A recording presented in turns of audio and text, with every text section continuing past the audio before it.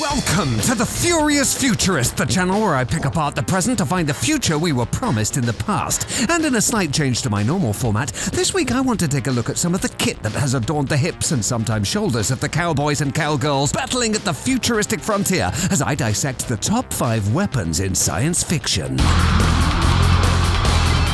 Greetings, my furious friends. I am the Furious Futurist, and I was always fascinated by the bombs, bows, and blasters of the movies I watched as a kid. And today I want to do a rundown of the most iconic weapons in sci-fi history. But before we get started, I've just got to name a couple of honorable mentions and explain why they didn't make it into the list. First up, and probably the most controversial of all, is the lightsaber. And while I do love Star Wars and used to run around as a kid with a broom handle pretending to be Luke Skywalker, I'm firmly in the camp that Star Wars is not a science fiction film. And by way of an apology, my second honourable mention is going to be Deckard's gun from Blade Runner.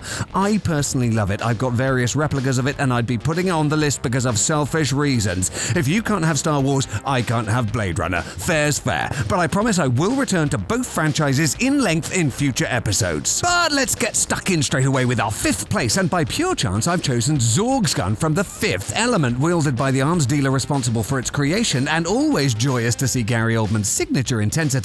I've chosen this one because it's such a wonderful amalgam of everything that a sci-fi weapon should be. Part flamethrower, part machine gun, part net fiery thingy. This is pure sci-fi turned up to 11.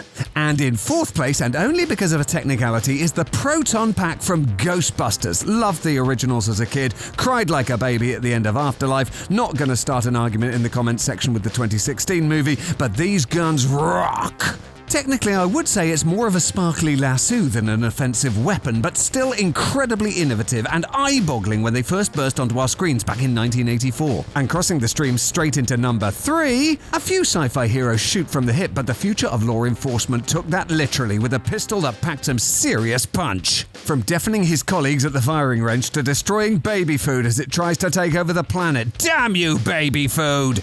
Robocop's Auto 9 was part of a sci-fi aesthetic that wowed audiences, much like number 2.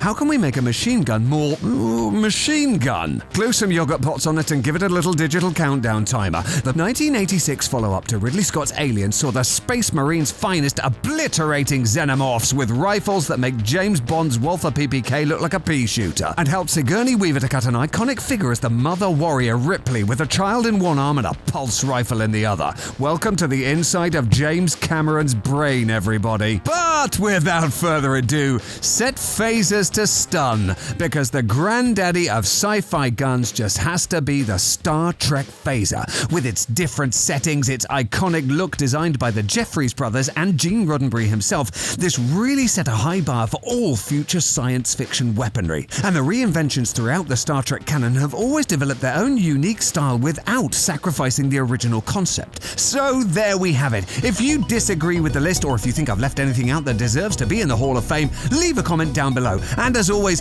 please take a second to subscribe to the channel, like the video, and share it with your friends. I am the Furious Futurist, and you can check out some of my other videos here. Thanks for watching, and until next time, stay curious, my furious friends.